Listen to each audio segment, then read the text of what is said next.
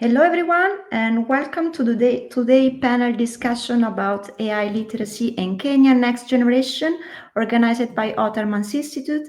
My name is Krizia and I am delighted to be here alongside with Dr. Pauldy Otermans, our co-founder, and our distinguished guest, which you will see them very, very soon. Together we will explore the future of AI, the future of AI literacy in Kenya, what is the current scenario, but also the future of digital learning and innovation. It's wonderful to see all of you here. I can see many people coming from all around the world. I see guests from Nepal, I see guests from the UK, from the US, from Kenya, of course. I see someone from Ghana, from Uganda, also from Sao Tome. Wow, that's amazing. Someone also from Brazil, I think. Many countries. So that's wonderful. We will have an amazing conversation here today. Thank you for being here. Thank you for your patience. We are ready to start. It's now my pleasure to end things to Dr. Pauldy Otermans to kick off this session. Thank you. Thank you very much, Krizia, and welcome everyone. Well, what a time it is to have this conversation, eh? With Singapore, China, and the US all talking about national AI literacy, to the birth of also the new AI economy. And of course, we should not forget the African Declaration on AI that was made in Kigali just a few months ago. But for me, this conversation is also personal. Some of you may know, just 2 months ago, I traveled to Kenya to give a keynote talk at the Catholic University of Eastern Africa on AI and education. And it was actually supposed to be a quick conference visit, maybe a small break. But little did I know that I would leave the country with 40 plus meetings in just under 2 weeks. So far from being at a break and a quick visit. And then continue our connection with Kenya and Africa in such a fantastic way, also being here today. And even today, if you see the panel, we have people from UNDP and KNATCOM, which is UNESCO Kenya, to members representing the private sector, impact investing, large NGOs and charities, an AI company, and even the nation's biggest university. Wow, what a panel. But also from outside, and Krizia already mentioned that, we are seeing the connection and the collection of people really around AI amplifying in Kenya, with supporters from UNEP, countless other CBOs, NGOs and charities, education institutions, even counties and ministries, and so much more. So now it's truly the right time to speak about AI, and more so about AI in Kenya, and its proliferation across Africa. So it's time to start to speak, discuss, and then lead together. So with that, I would like to introduce today's esteemed panelists. Each of them has a breadth of experience, but for the time, I will try to summarize my introduction for each. So I'll start with Dr. Orpha. Dr. Orpha is from KNATCOM, UNESCO's Kenya's arm in UNESCO, and she's a seasoned educator and leader with a strong background in educational psychology and child development. And as a deputy director at KNATCOM, she's been driving innovation and excellence in education. Next, we have Dr. Hellen from the University of Nairobi. She's a public health leader, an AI-driven researcher, and a policy advisor specializing in machine learning. She also has a lot of expertise in microbiology, bioinformatics, and public health strategy. And through that, she leads many collaborations with universities, governments, and global health organizations, and in particularly championing modern technology to bridge health gaps and also upskill young girls, particularly those who may want to go into STEM. Next, we'll have David. David is with UNDP Kenya, so United Nations Development Programme. And he's a strategic communications and partnership expert. And he has over 8 years of experience supporting many, many impactful initiatives, not just in Kenya alone, but across Africa, MENA, Europe, and Asia. So truly global almost. And he's really specialized in advanced digital transformation. Of course, AI being part of that, but that also includes governance, socio-economic empowerment, which I'm sure we'll touch upon today, through data-driven communications, always working with multi-stakeholders and innovative resource mobilization strategies. Next, we have BILLUPS, and he is with Compassion International, one of the big NGOs that we're working with. He is a leading voice in the intersection of AI and youth empowerment. And that's also another topic we'll definitely be touching upon today.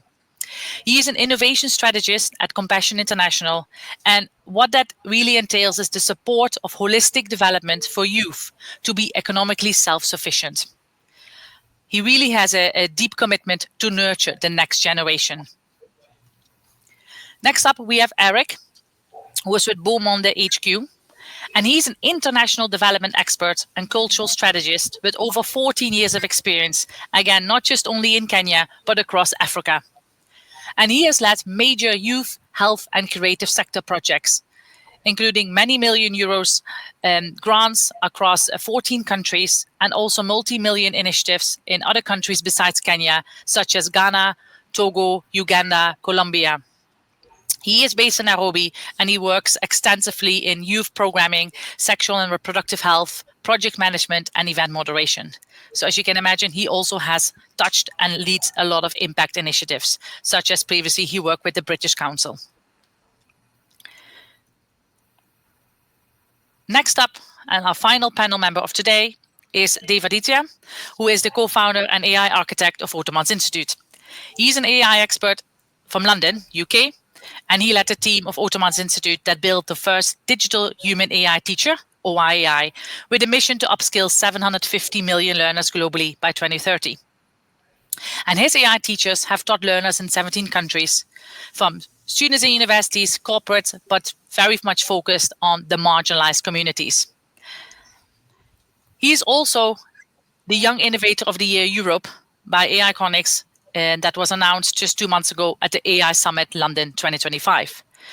For his achievements to convert all his AI products to run completely offline on Edge AI, to really expedite his mission towards upskilling 750 million learners. So wow, that is our panel today. And before I hand over to the host, I'd just like to briefly introduce her too. Our host today, who will be moderating the panel, is Muthoni, who is the programs director at Afri-Fund Capital. And she really drives strategic programs across Africa's infrastructure landscape. So again, not going beyond Kenya. And with over 18 years of experience, she specializes in ESG integration, stakeholder engagement, and sustainable investment models. So Muthoni, with all of that, I hand over to you. Thank you, Dr. Pauldy. Good evening, everyone, and welcome. I'm excited to moderate this timely conversation on AI literacy in Kenya and the way forward, already transforming how we live, learn, and work. And Kenya has a unique opportunity to shape its way through innovation and inclusion. Further with the Africa AI Declaration aiming to upskill 15% of Africans in AI literacy by 2026, we have a narrow window to act boldly and strategically, especially for our youth. Today, we explore real examples, tackle barriers, and hear bold ideas. We're from an excellent panel. I invite you to engage, ask questions, and think with us about what's next. Let's get started. So I would like to raise a question and ask a question to the panelists. The first question, and probably we'll go first to Dr. Orpha. No, Dr. Orpha, are you there, Dr. Orpha?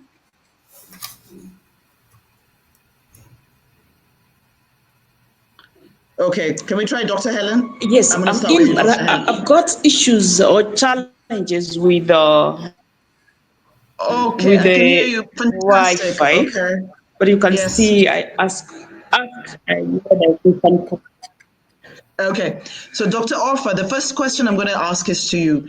Why does AI matter now in Kenya, in the Kenyan context?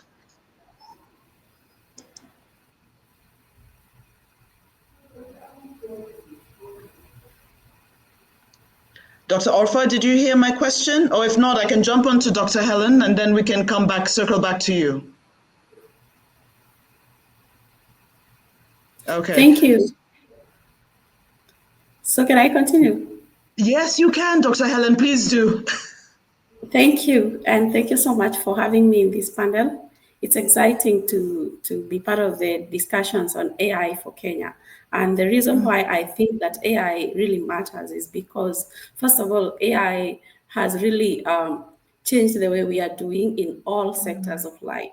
So it's having implementation in health, it's having implementation in agriculture, in economy, in education, in all aspects of our life. So it's a modern technology that has been globally accepted and it's growing very fast.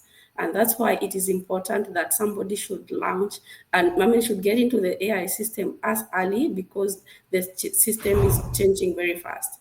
The other reason why I think it changes, it matters for Kenyans, specifically for Kenyan youth, is because about 75% of the Kenyan population is youth. And so currently Kenya, we are dealing with challenges of lack of employment and also the space that need to be taken by the large percentage of the youth in the economy. So it's important that the youth get to the AI literacy so that they can participate in the competitive roles and also fill the gaps with technology. Awesome. Oh, I love it. Thank you so much, Dr. Hellen. Can I quickly jump to Eric? Eric, let me ask you, and by the way, panelists, please feel free to jump in anytime. And for all those who have joined us, please feel free to put in your comments and your questions in the comment section, please. I would like to jump to Eric. Eric, let me ask you a quick question. So what concrete steps must Kenya take to meet the African Union's target of upskilling 15% of Africans in AI literacy by 2026? Thank you, Muthoni. That's a very lovely question. And I think it comes at a very good time when we have our national AI strategy in place, and which came, I think, months after Rwanda had its strategy or policy in place. And also, if we're to play part in Africa's development, and if we're to tap into the demographic dividend, and if we're to solve the issues that not only do we grapple with as Kenyans, but as Africans, then it is only right that we support the millions of young people who are, who are embracing digital skills, but also who are using internet not only for their livelihoods, but for their future, but also to ensure that we are living in a context that is thriving. So even to look at recent developments, and we see, and we keep talking about the Gen Zs and even the Gen Alphas that are coming after us, it means then the future is definitely Gen Z, and the future is definitely Alpha. So what better time to equip them with skills than to have the strategy, but also to ensure that we're engaging different stakeholders and different players to ensure that we're increasing AI literacy, not only starting from the capital, but moving outwards toward the other countries, so that for us to get to the 15%, we start with a 2%, 3% in Nairobi, Kenya, and beyond. Thank you. Fantastic. Oh, wow. Thank you so much. Thank you, Eric. What about, so BILLUPS, let me ask you. So I'm kind of progressing from that question also.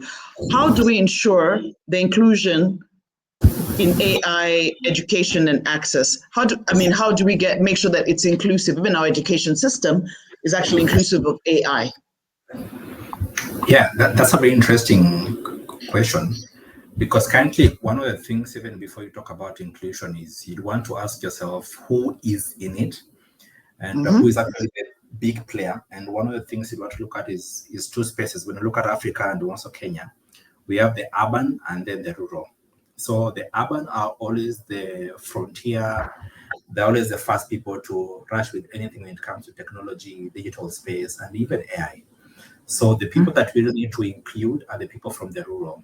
You want to look at people like in a Kenyan context, look at Turkana, look at Marsabit, those places that are very marginalized. And the reason is there are other enabling factors that are not happening. One is infrastructure, basic things as roads. Another thing as digital infrastructure, that would be internet, and even just normal telecommunication. You can go to the deepest spaces, like I mostly work and even live in a place called Kajiado County. There are towns you go to in Kajiado, even a simple phone call cannot actually take place. So for us to have inclusion, one is policy. Like when it comes to the Kenyan education system, we really have to ensure that every school is actually electricity enabled, internet enabled. Those are the basics.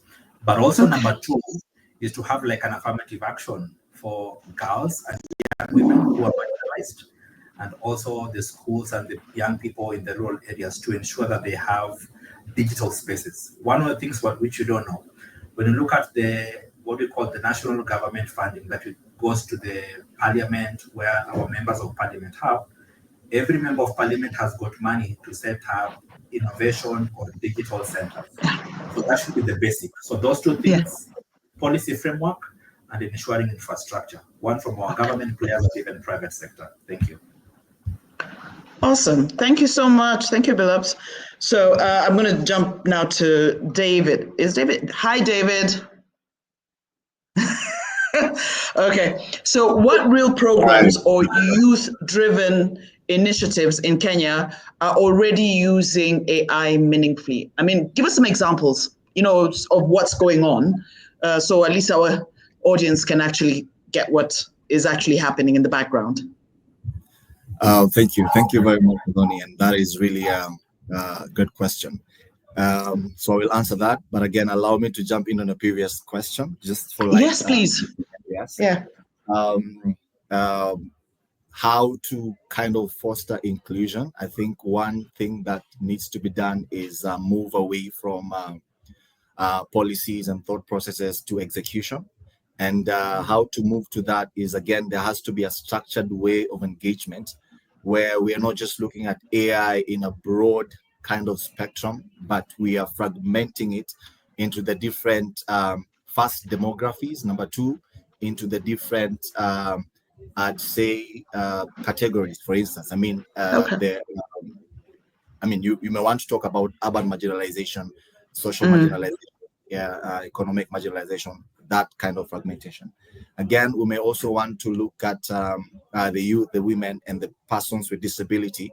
Again, how do they get to access and to use AI, for instance? And again, in terms of structured way, also looking at who are the target and who are the audience. I mean, there's AI for different people, as Dr. Hellen mentioned. There's girls in STEM. There is, for instance, to your second question again, we are doing something with the public service in Kenya. So there's that targeted approach in terms of AI literacy, where you're targeting public servants, for instance, where you're targeting teachers. So there has to be a structured way of engagement in terms of AI literacy and looking at Kenya's next generation. Now, to your second question, what is happening in the country? Well, Kenya has actually made rapid steps in terms of AI literacy and in terms of penetration into the country.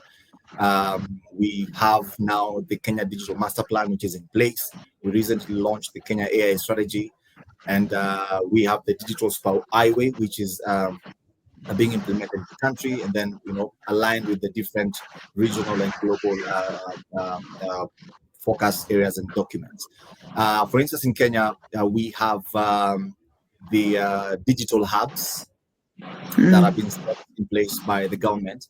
And so I may want to talk about a little bit about what the government has done and also a bit on what the private sector has done. So we've seen a lot of work with the private sector. There's Ajira Digital in the government. There's KEPSA doing different activities, engagements on digital inclusion and literacy. There's GIZ doing a lot of work. There's UNDP, doing a lot of work in terms of digital accessibility and literacy. So, for instance, we have set up a hub at Konza Technopolis that kind of takes care of youth startups in the digital or AI space to kind of innovate, and they kind of get access to funds, and they have this incubation module where they can try, and kind of look into their startups and be able to find how best, it is, how best they're their interventions are fit for purpose. So those are some of the interventions I'd say that Kenya has right now and is doing. There are digital hubs, the Jitume hubs in the different counties, and like I mentioned, the different things that the private sector is doing. Thank you, Muthoni.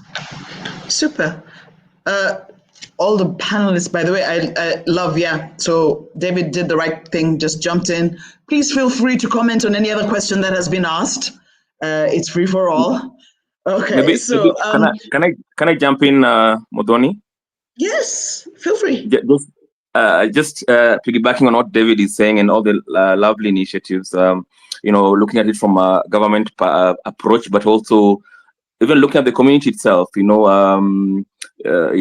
have, not only Kenya AI, I just recently discovered Nairobi AI, which has, over 6,000 registered members.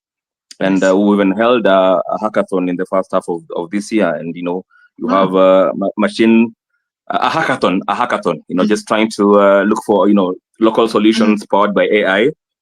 Yeah. And they awarded, I think, two notable ones was Mama Care AI, which is an antenatal chatbot, trying to prevent infant mortality through AI-powered chatbots. And one that was also interesting was Endo, which is endometriosis detection. So even at, as the young people are learning, we love machine learning engineers, cloud engineers, but they're also coming together, just to complement what the government efforts are, as well as the private sector. So as well, so at the, as we say, at the local level, at the grassroots, there are also quite a number of young people who are coming together as a community and supporting each other and trying to tap into the existing ecosystem. Thank you. Fantastic. So, I mean, what I'm getting generally, the understanding, or at least what is happening on the ground in principle, is actually there's a lot of partnerships and collaborations around the AI space, and especially with our youth. Is that what we're saying, Dev? Exactly. Yeah. Oh, fantastic. Thank you, Eric. So, Dev, let me ask you,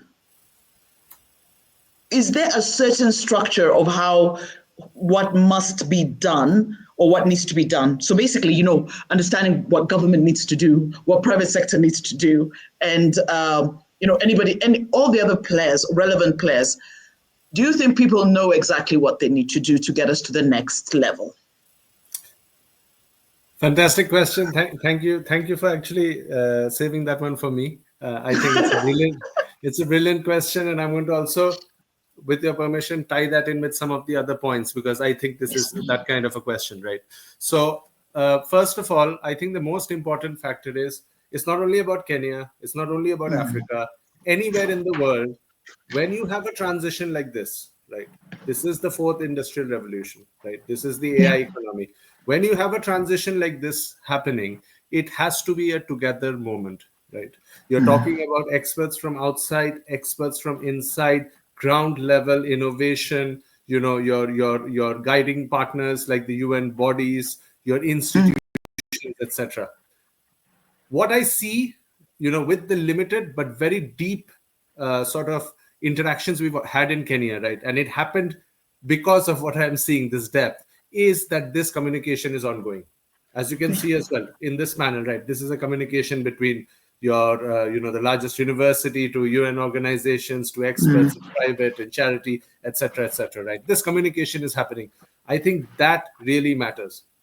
And honestly, does anybody really know what the correct pathway is? No, they don't. But that's how this AI wave has started as well. You've broken things. A lot of things have gone out the window. A lot of things have come in. And we need to figure it out. I think I'm actually going to say a little bit of a strong statement here as well, because I'm sitting here in UK at the moment. I think Europe is getting it wrong. All right. They are, because they're still trying to figure out policy. All right. Because they think, looking historically, they can make the right decision and they're going to get it right. They won't, because it's going to break. But we have to keep talking to each other to try and get into this solution. And I'm just going to touch on one more part, just summing up a lot of these other things, which is when we are also looking at this inflection. This is something new. Let me just explain this, from my AI hat on for a minute.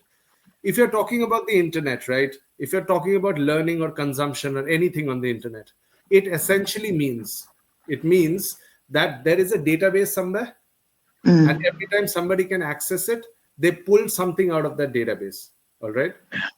Now just see what sort of a step change this is. That means you have a finite number of things and you can access, be it Netflix TV shows, be it lessons, whatever. For the first time today, you have limitless activity because generative AI generates on your request. That it's infinite, right? So if we are looking at something like this, we should also look at the infrastructure problem, etc., from a different lens. Example, Pauldy just said it, so I'll mention it. Now we are able to run our AI offline, right? That means you have limitless access to knowledge offline. You're taking that internet problem out, right? You can do that. And that also means if we look at it differently from different scopes, not the historic scope, then you can also jump the gun. You can literally jump the gun and jump the steps. Just that youth and urban youth versus rural youth example, right? Urban youth has a problem, be it having internet or not. They have a lot of distraction. If you can just get the right thing to the rural youth, they may actually be able to spearhead faster than them, right? These are things to think about. Awesome. Wow. Okay, now that you've gotten us all thinking around that space, Dev, now I'm going to jump right back. Dr. Orpha, are you able to...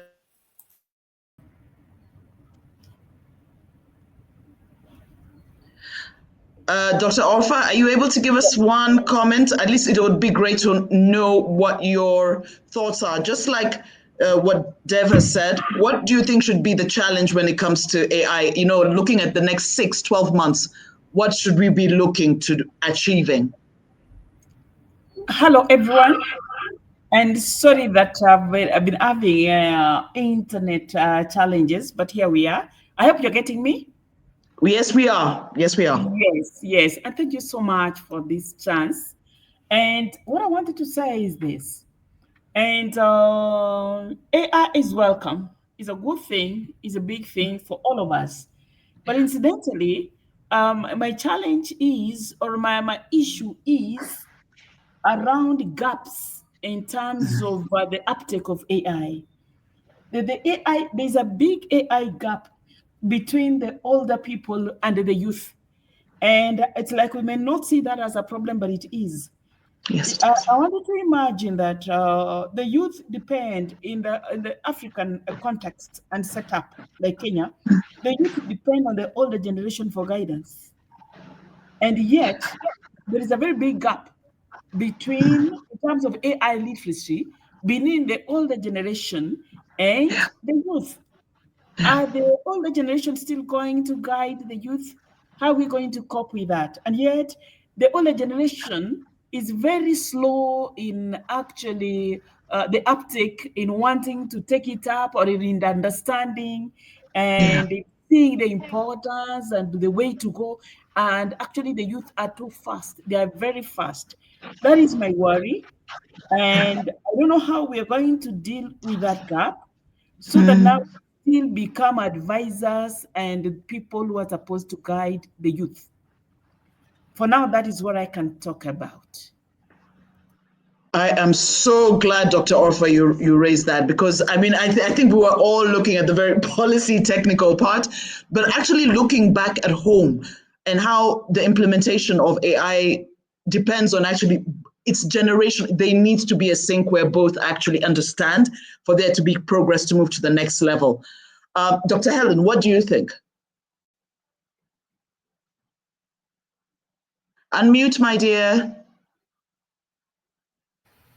Thank you. I think my opinion is different. Currently, initially, I used to believe that we have the youth looking upon the older generation, but in the recent wave and happenings of activities in Kenya and other countries, especially in Africa, I think we are developing a newer generation who are more independent-minded and are not really so much relying into the older generation for guidance. But it's true that there is a big knowledge gap in AI. And I think this gap is not just within the generations, but also within especially the older generation, thinking that we need to really control AI so that we we protect our jobs and that kind of a thing. So even in the space in the university with these people who are educated, I have seen still resistance to acceptance of AI. So I'll stay, we still have a long way to go towards demystifying AI. And also there is this kind of a perception that AI is another techie language that is for techie people. So we need also to demystify that and actually bring it to the layman to make it known that AI is actually just everything that you are doing, but in a more advanced way of doing it. Thank you. Wow. Okay, so let me ask you, so Eric, do you have a different train of thought than that of Dr. Orpha and Dr. Hellen? Yes, my train of thought borrows from the France's TGV and Japan's and also our SGR. To mean this, intergenerationally, yes, 2 weeks ago I was in a conference, Pan-African conference, and the young people were saying, let us drive with your guidance. Our generation is different from your generation, so allow us to tell you what we want and the kind of conference we want. And for the first time after 8 years, we said, fine, for the next conference, please put in your ideas and we'll award the best. Which means the young people are open to us guiding them, but they're telling us, for our generation, please allow us to, to drive, sit at the driver's seat, because you are the expert, you've driven for years. Just guide us, tell us, take this road. There's a new highway, take this turn. So it's two ways. I have embraced AI. I know younger people who have not, from Gen Z, and I'm a millennial, and I've seen other Gen Zs who have embraced it and are guiding the older generation. So it's both ways, and they've put it in a simplified it in a better way. Are we demystifying technology? Then explain it to me. And can I tell you something that I have learned from my 2.5-year-old son, who has grown up with technology, but that a smart TV is not as hard to operate as I thought, and no one has taught him, but he knows how to choose his cartoons, he knows how to navigate, and we just simply observed. So which means if we're going that route and we say we're into the AI literacy is in schools or in the curricula, then automatically it will be adopted. If people are given the opportunity, the platform, whether rural or urban, whether older, millennial or Gen Alpha, then by all means. So if we're to go that route, including, I was mentioning the SGR because comparatively it's slower than the one in France. If we're to say, then AI is the future, and we're talking about 2040, then let us introduce AI to my son, who is 2.5-year-old now, so that we don't have a situation where we're saying the Gen Z versus the Gen Alpha having a disconnect, or one is not adopting or the other is delayed. There. Okay, I hear you. What about when we start talking about and I love the fact that you've actually brought up the issue of obviously technology and like I believe who was it? Was it BILLUPS? Was it you or was it David who was talking about Turkana? Yes.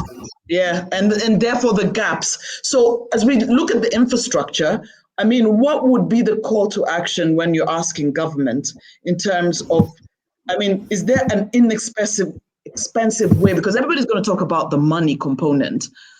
Is there a money way of actually getting round and still being able to train, those who are perceived not to actually have the infrastructure?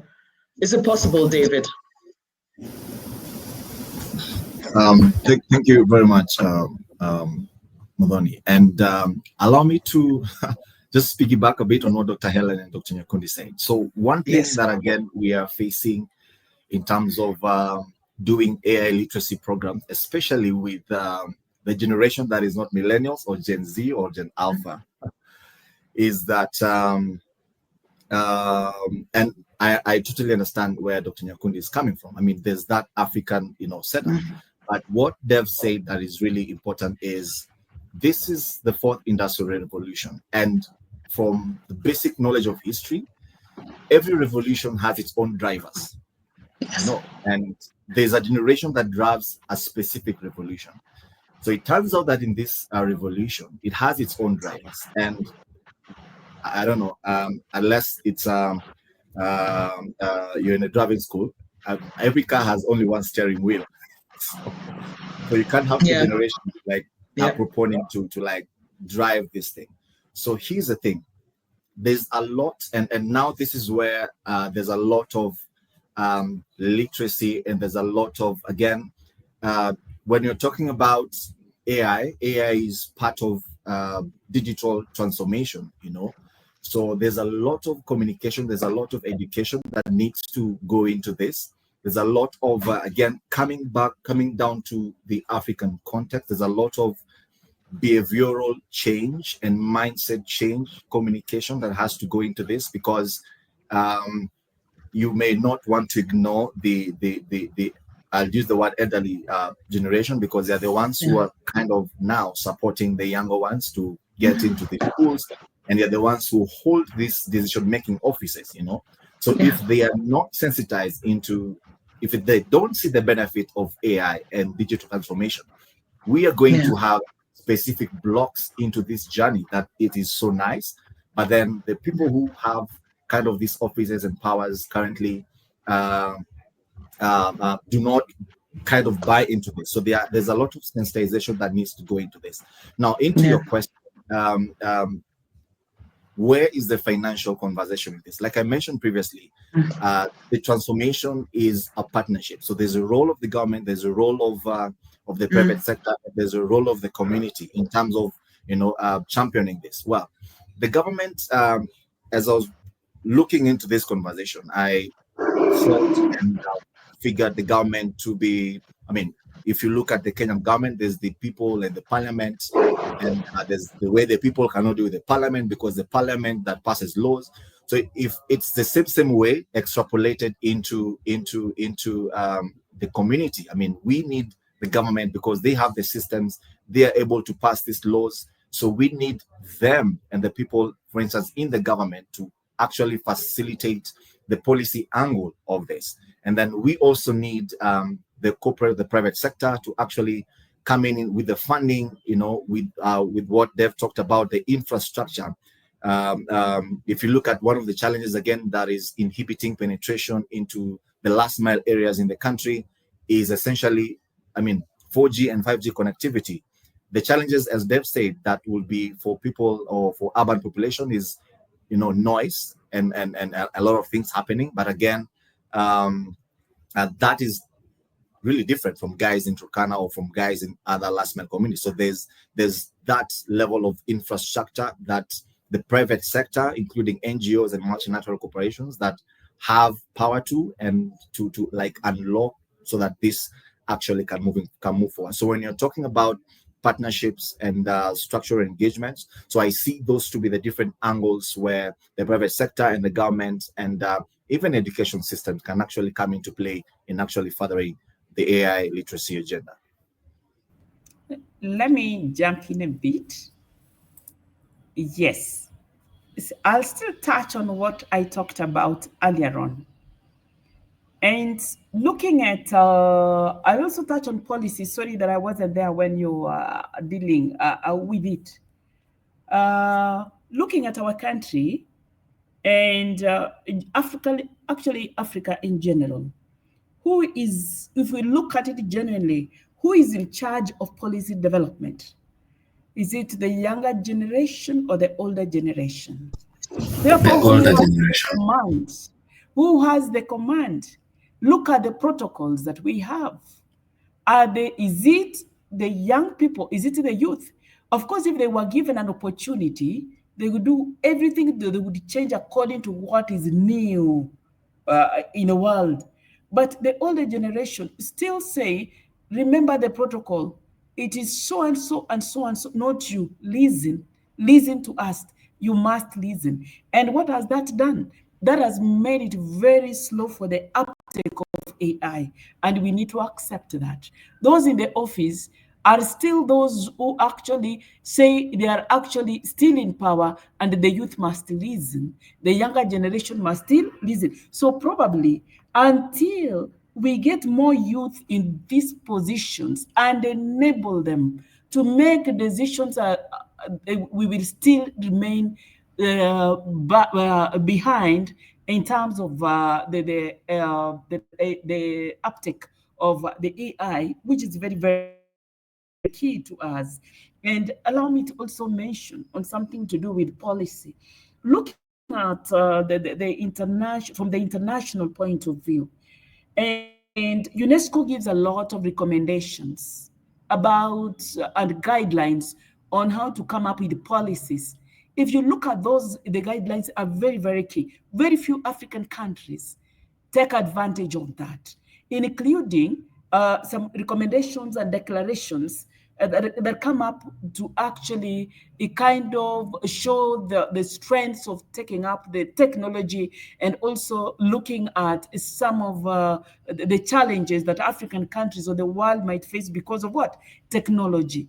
But you realize that we are still so slow in taking them up, such that when others are already so far, we are still so much behind. And that still goes back to who comes up, who are the policy developers. How are we going to bring in the youth to the forefront of contributing, giving their ideas on policy change? One very good example I want to give you. During this AI era, other countries have already changed their judicial laws. They have changed their voting laws. Have we changed ours? The youth who know what to do might actually come in and conduct those elections in their own ways.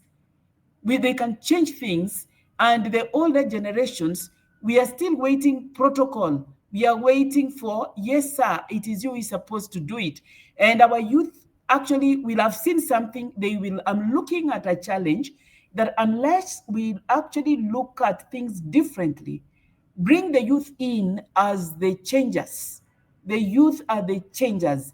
Unless we bring them in, we'll get into a level of a lot of confusion, and the older generation will actually get so frustrated and start wondering when things went the way they went.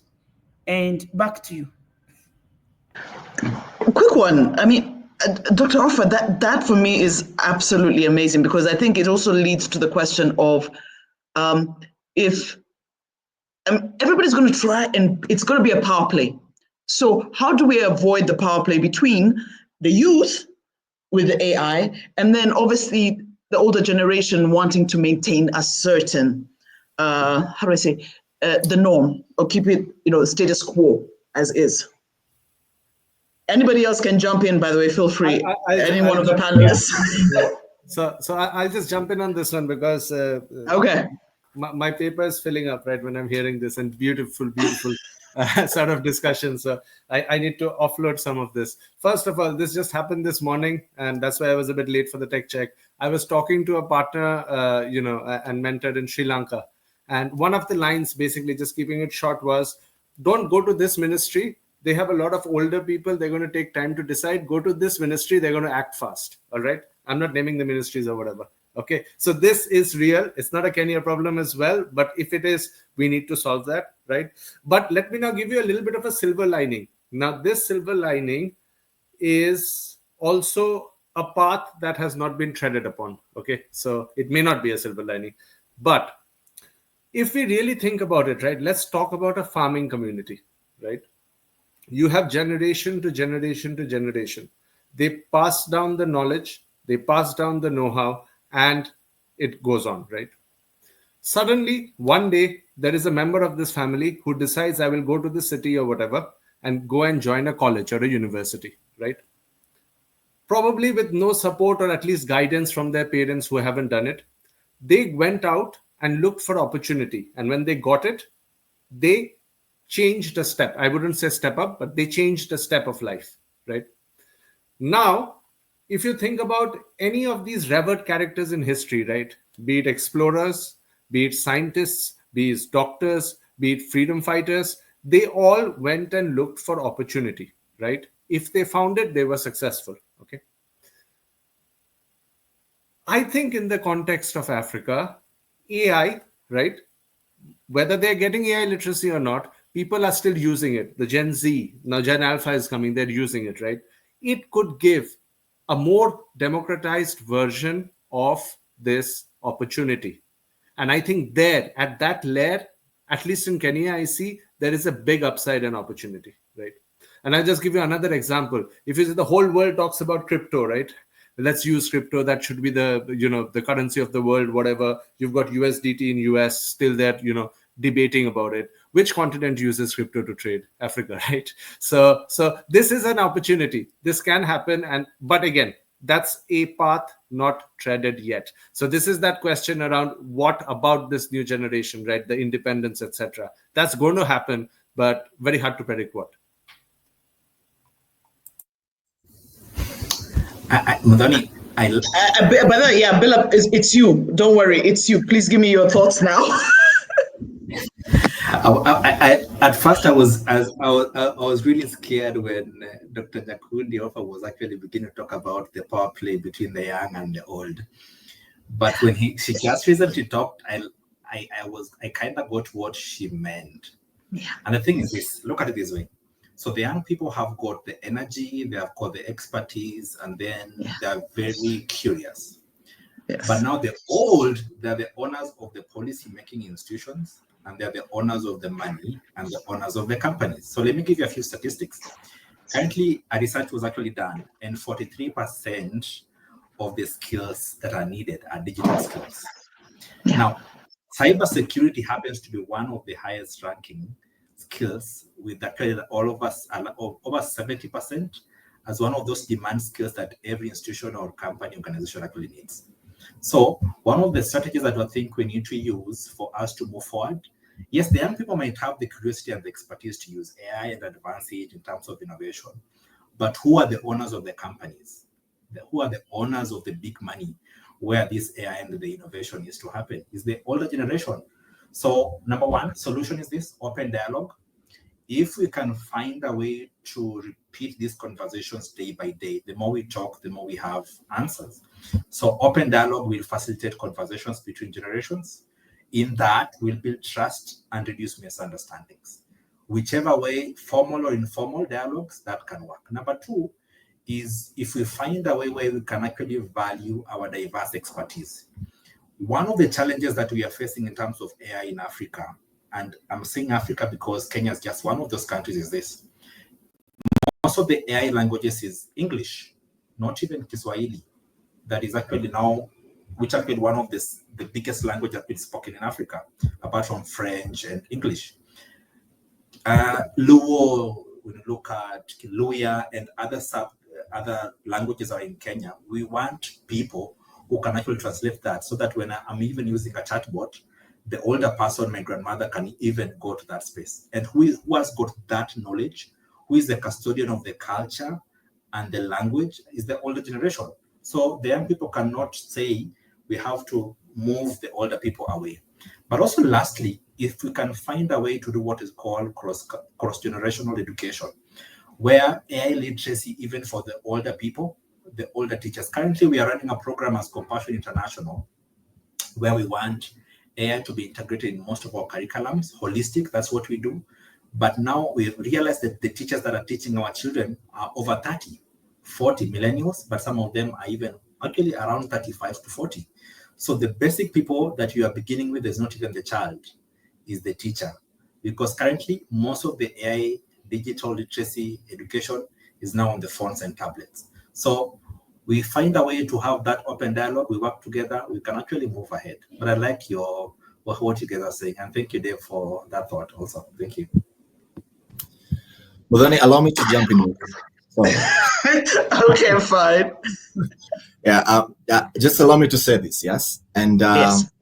It's good that we have an intergenerational dialogue. But again, that stems from a point of there's this famous quote of fear per se that people have when it comes to AI. AI will cause people to lose jobs. That is true.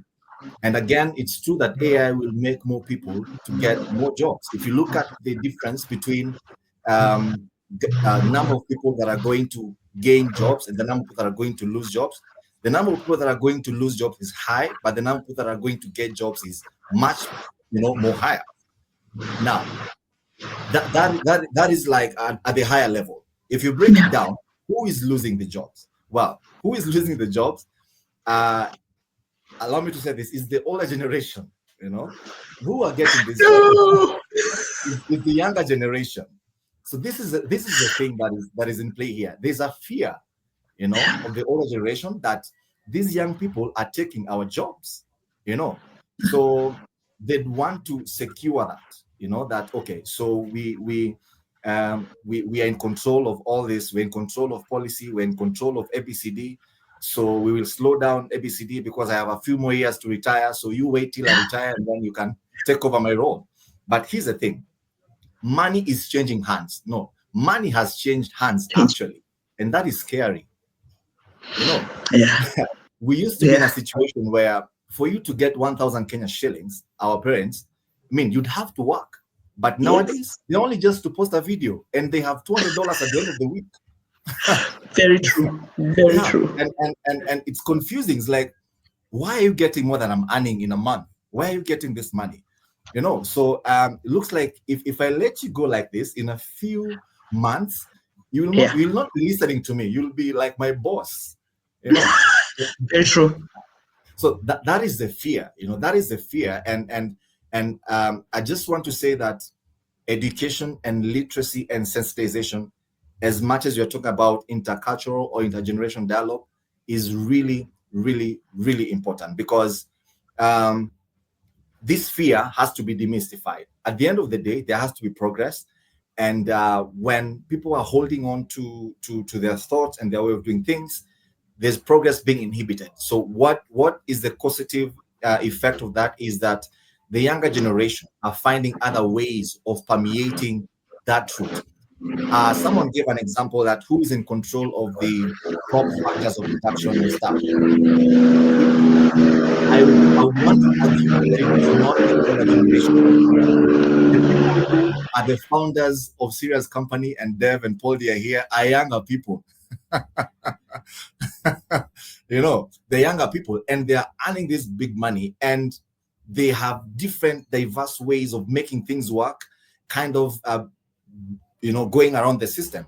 And so we had, I was in another session the other day with talking about AFCFTA, about the free movement of labor and goods in Africa. And one thing that was coming out clearly is that majority of African countries are actually coming up with policies not to kind of encourage creativity, but to inhibit. So you have policies that are limiting creativity as opposed to allow creativity to actually boom and rise up. And that is an issue because definitely policy will always play catch up to tech. So that is an issue. Yeah, thank you. Oh, wow. Oh, my. Well, I think we've had a great session, but I think as we wind down with the panel so we can have some more discussion with our audience and let them actually engage with us, I would like to request each panel member, just give me in 2 sentences, what your call to action is, as whether it be to policymakers, to parents, to educators, and to our youth. Give us your call to action. Let's start with Dr. Orpha. You're first. Yes, thank you so much. I was just actually about to give that. Thank you for letting me in. My wish is this, and what I would like us to do, addressing the question on the role of government, NGOs, and the private sector. We need to actually work to lower the AI literacy gaps between the socioeconomic classes by strategically targeting the disadvantaged classes. And what we've been doing is we've been too busy bumping more knowledge to those who already have some knowledge. And let me tell you this, go down to my village in Nyamira, the Nyakemija that you know, and ask me whether they even understand what AI is. And we are busy here around Nairobi every time, I'm talking from an experience of what I normally do. At times I organize for the recommendation for ethics of AI forums. And I've never taken them out there.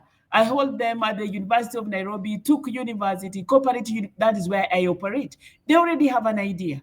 When are we going to take that to the villages down there to lower the gaps so that now we can actually talk about our youth are aware of what AI is all about? And that is my challenge. And at the same time, we need to survey, to conduct surveys to know how much knowledge is among our youth and the older generation on AI. We also need to know what attitude our people have in regard to AI. So first of all, we need to actually do surveys of different groups, their knowledge, their attitude, and what do they understand, and what do they think about the AI in the future. Are they afraid? Are they okay with it? There are those who actually don't even want to hear about it. So we need to do surveys, first of all, to inform our decisions regarding the future with the AI. Thank you. Thank you so much, Dr. Orpha. Once again, I think your pool of total knowledge, I can't believe it, you're totally raining the whole time. But I'd like to ask Dr. Hellen, what's your call to action?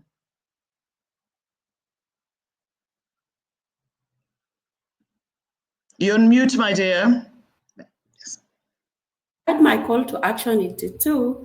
And first of all, I would appreciate this discussion and understanding that the elder generation are the policy bearers. So I would encourage that each AI enthusiast or AI literate leader should come into the forefront into building trust, showcasing the benefits, and also with a lot of patience and empowerment to the older generation, and especially those who are in leadership position, because whenever they put a blocker, then we don't go anywhere. And that way, I also agree with David's point where they will be coming up with policies meant to hinder AI and technology advancements. So it is a call for everyone to build trust, showcase the benefits, and also positive use of AI so that we can now not have policies as a limiter. The other thing that I would encourage is inclusion should be also target gender-based, because just like we have gender disparity in STEM, if we don't bring the gender inclusion in AI, then we are going to drive the same problem. Currently, we have less than 30% of women in STEM. So if we don't work towards bridging that gap, then we are still going to have the same disparity existing. Thank you. Fantastic. Eric, give us your 2 cents. What's your call for action? Thank you, Muthoni. And my 2 cents, first off, I'd say embrace AI. It's the future. It's growing at 300% per year, and there's no stopping it. It's the AI race is on. AI is already doing Afrobeats. Boomy, Soundra being used. Yes. AI is doing short films. AI is being used in theater to analyze scripts and to see the dialogue flow, and even to generate costumes for props. So let's think about, how to use AI to power our, to look for solutions for our problems. Can we have AI-powered drones for food distribution and medicine distribution? So, and also for one of the things I learned the last 2 years is the professional who knows about AI is better than the professional who does not know. As a certified project manager, I will the certified project manager who knows about AI will not be redundant compared to the one who knows zero about AI. So either way, it has to be, you have to have a competitive edge. And lastly, I think it's an opportune time to have this conversation and even to drive the dialogue on AI. And I'm happy that even the government, not only in Kenya but across Africa, is part and parcel of it, including partnering with Nation Media Group. I think next week there's a Skill Up Africa forum, and the topic is still the same: youth empowerment through AI and digital skills. So we're in a perfect place to keep continuing this dialogue and to embrace it, and also to ensure that the next generation coming up have the required skills to be able to thrive in this world that has changed. Thank you. Okay. Awesome. Thank you so much, Eric. BILLUPS, Europe, you let us know what exactly, tell us what is your call to action. So I'm a trained architect around 10 years ago, and AI has been helping me work quickly and make money. I'm also a poet. So this is what I wrote. This is what AI helped me do in terms of poetry. My call is this: build strong networks wide and clear so AI's future can appear. Guard our data fair and bright, with ethics guiding every right. Innovate with passion's flame, solve our challenges, take and claim. Teach the youth, both far and near, and the old. You keep all minds and steer. Work as one across the land. Join your heart and join your hand. Break down the walls that block the way. Make tech affordable. Now is the time. Let's all unite for Kenya's future shining bright. With every step, both old and new, together, there's nothing we can't do. AI is now. Oh, yes. Love it. Okay, David, I don't know how you're going to max that one out, but David, let's hear your call to action. Thank you, Muthoni. For me, I have like 3 or 4. Number 1 is on partnerships and collaboration. That goes without a say. That is very key. There's no one way to AI, partnerships and collaboration. Secondly is we need to encourage creativity. So we need more platforms like what Dev is offering, platforms that actually work offline, So we need more creativity. We need more solutions. Actually, I think the solution to this, a lot of AI conversation is more AI, and lastly, lastly, I think that there needs to be on the part of the leaders of these conversations, the AI leaders in the forefront. I think there has to be it's upon the AI leaders to understand some of the risks that are being that are coming out and carve out communications around them to actually address some of these risks. For instance, the fear of losing jobs, the fear that AI is only for the young people, the fear that the elderly people will be left out. So those are things that are coming out in this conversation, and we actually need to map them out. And lastly, education and sensitization, very key. Awesome. Dev, last but not least, what's your take? You tell us, what's the call to action from today? For me personally, it's all about realization. And I've had a very big realization. Okay. So very heartfelt connection with Dr. Orpha, what she said, again, touching on to Hellen's points there as well. What about the villages, right? And we appreciate that. We think about it. That's what we're doing, right? In August, we are again upskilling 25,000 people in AI literacy. So that's not the realization. We're already doing that, and we are getting support from people. The realization I've had today, listening to everybody, right? And a lot of members here are also, including myself, in that youth category, right? David, you're also youth. Don't worry. I know you're going to smile, so I'll just bring that up. But what I'm hearing is there are actually levels to this, okay? You've got those villages who we are trying to support, right? There are some people who are touching it. They just need the right guidance. There are some people who are entrepreneurial, but they just don't have the right access, right? There are levels to this. Each level is driven by AI literacy in its own right. So I'm hearing that the youth is yearning for this, right? Can we, and this is my call to action to everybody on this panel and everybody listening, let's be in touch after this, right? Let's continue this. Can we help give this opportunity to every level of the youth?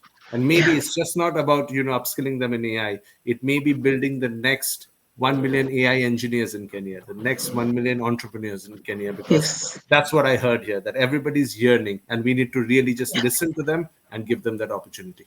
Thanks. Oh, fantastic. Great. So can I say, at least at this juncture, thank you so much, my panel members. You guys have been absolutely great. Now, one or two questions we'll take from our listeners, and then we can call it a wrap. But before then, one great question that's come from one of our listeners is, in what ways can the youth become the ambassadors of AI education within their communities? I know, Dev, you've just touched a little bit on it. I'd like to ask Dr. Hellen, can we get your thoughts on this one? What do you think? How can the youth become ambassadors within their own communities? I think I would still go back to my action plan about building trust and also ethical use of AI, and then showcasing the positive use of AI.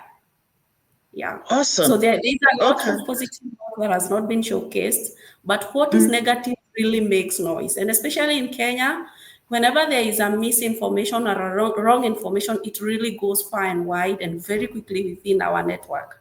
So yes, it is the same way we should use the same space to announce the positive impact. Yeah.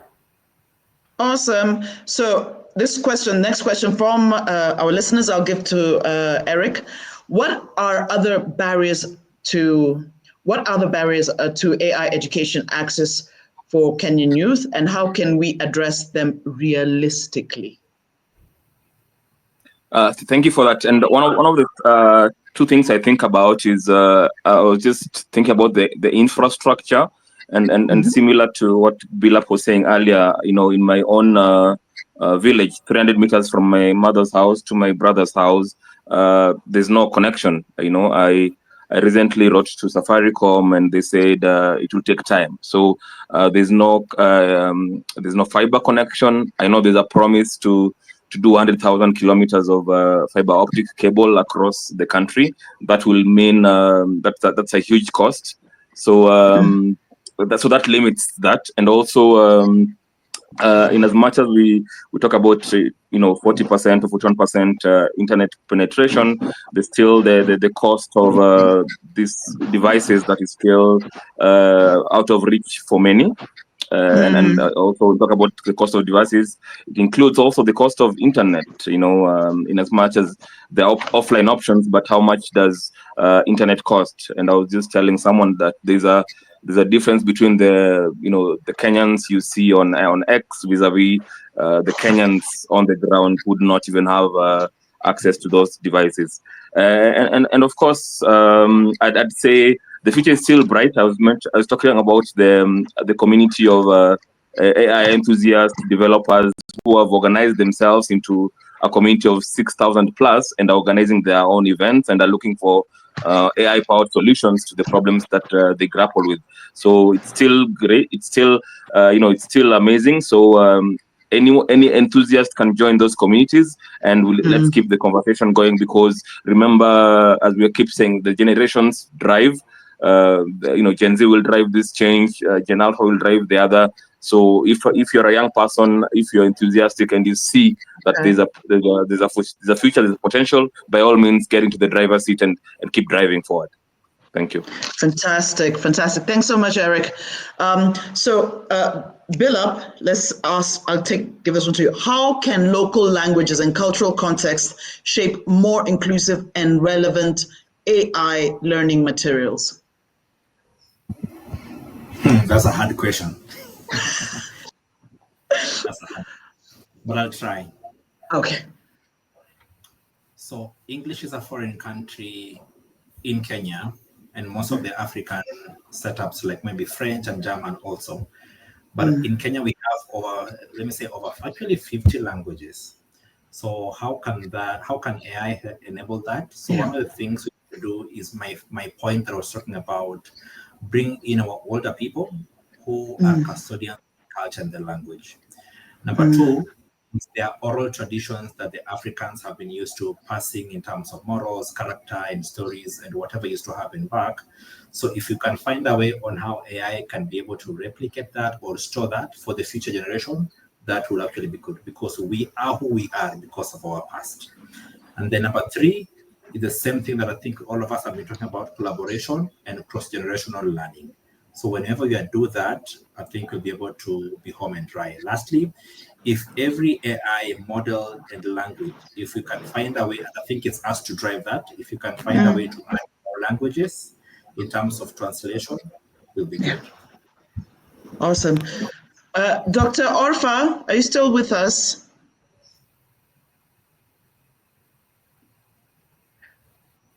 Okay, I'm going to wait. Okay. I'm in. Awesome. Good. Yes. Dr. Orpha, can you answer for me this one? Can Kenya's youth become global leaders in ethical AI innovation?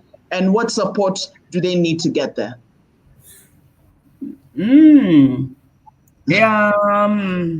Okay. My answer is one day they will become. Okay. One day they will become with support. Yes. But again, what I'm thinking about from what we've been discussing, I'm looking at some youth being left out. I'm still looking at gaps that we have, such that we may not be able to talk about the youth per se. We are actually going to talk about some youth. Let's not talk about Kenya's youth. It's some youth because of the gaps. And what I want to say is this: the literacy level of some youth is actually a little bit low, and get that from what how we are in Kenya here. Their literacy level is still low. What do I mean by this? The level of education matters in AI activity. Look at some of our youth, even in town here in Nairobi. Some have not gone to school well. And for them to take up the skills on AI, it's going to be a problem. They may not need for. So it's just a few youth who will do what? Who might lead globally. Yes, they can, but not all. We still have youth whose literacy level is actually low. And what I mean by that, the academic level, the education level is low. Therefore, they may actually be at a global level to actually be advocates, unless we do something, we actually manage that from a different angle, and I don't know which one it is. Thank you so much, Dr. Orpha. David and Dev, I know you guys seem to always get like the tail end, sorry. But do you have anything to add? I mean, more to add than what Dr. Orpha has said on this?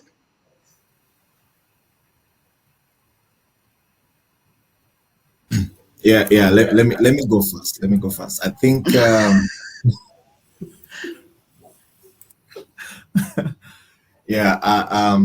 I'm just thinking about the conversation, and it's an enriching conversation, and I will want to touch on something Dr. Orpha has mentioned, and the issue of some youth, and I'd want to extrapolate that further and to actually emphasize on the kind of strategic focus on people groups as opposed to generalizing, matters or groups. So if we are talking about youth, there is a group of youth that is already AI literate. There's a group that is not. And then secondly, I was actually thinking about this in my head.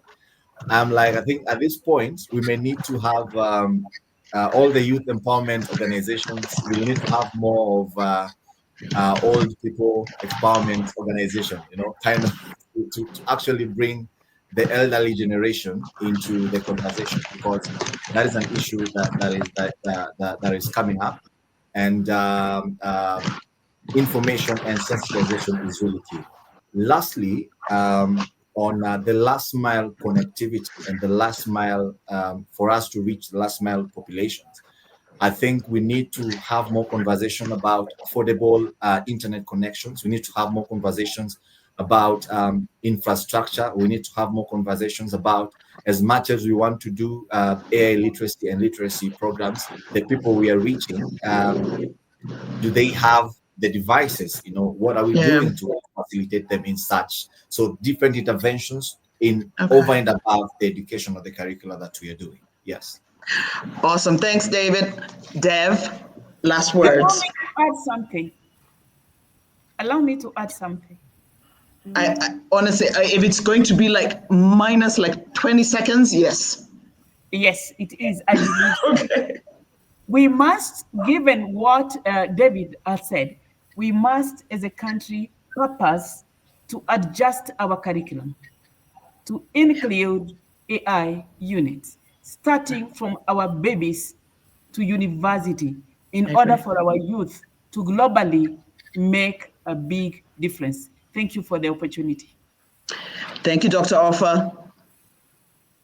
I'm going to stick to time, Chair, Moderator. So I'm really going to hit this quickly. So I'm just going to say one thing. I'm just sharing this knowledge because this can be done.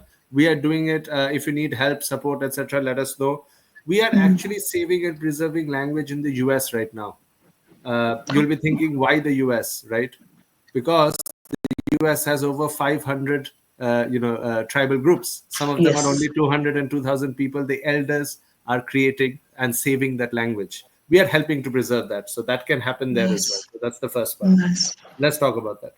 The second part is probably the best part here is Africa has the lowest AI literacy, right? That's not the best part. But the best part here is together, we can actually drive change fast, right? Through mechanisms, which can actually take Africa and make it the world leader in AI literacy. And you know why that is? Because you're the only continent that has 600 million youth, which is going to grow to 1 billion youth. Okay, that's the opportunity. That's the opportunity we should all look at. And the final thing is, again, just that call to action. Absolutely love to talk to everybody on the panel. Saw those lovely questions coming up. Please be in touch and let's try and make a change and a dent together. Thank you. Fantastic. Okay, so I'm going to say just 30 seconds, but thank you so much, panel members. As we wrap up, I'd like to say that one thing is clear: AI is not the future; it is now. Kenya has the talent, the urgency, and the momentum, and the path forward will require collaboration, bold investment, and inclusive action across every sector.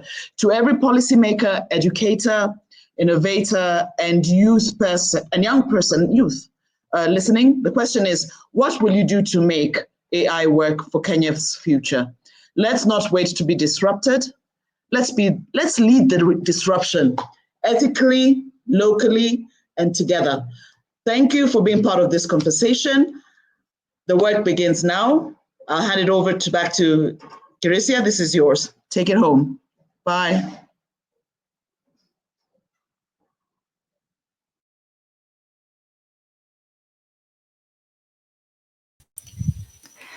Wow, what a Friday afternoon. I think we all can agree that today's conversation has shown, that has been said by everyone in the panel today, and lovely ending from Muthoni as well, that AI in Kenya, and not just Kenya, but across Africa, is no longer something we look to in the future that may happen at some time. It's really happening today. And it's shaped by everyone in this room, but also, as we said, the youth, government, academia, business, civil society, NGOs, and other partners. We all need to work together and collaborate on this. And what we've started here today is a true call to action. So let's take the momentum that we have got here today and let's move this forward. Let's lead with purpose, collaborate across sectors, and ensure AI works for Africa, by Africa. So thank you everyone for being here today for this important moment. And if you would like to join our OI Lead initiative, where we are upskilling 25,000, well, maybe 25,000 plus young Kenyans in AI literacy, please be in touch and reach out to either myself, Kritsia, or Dave, and we'll be happy to tell you more about it. Thank you, everyone.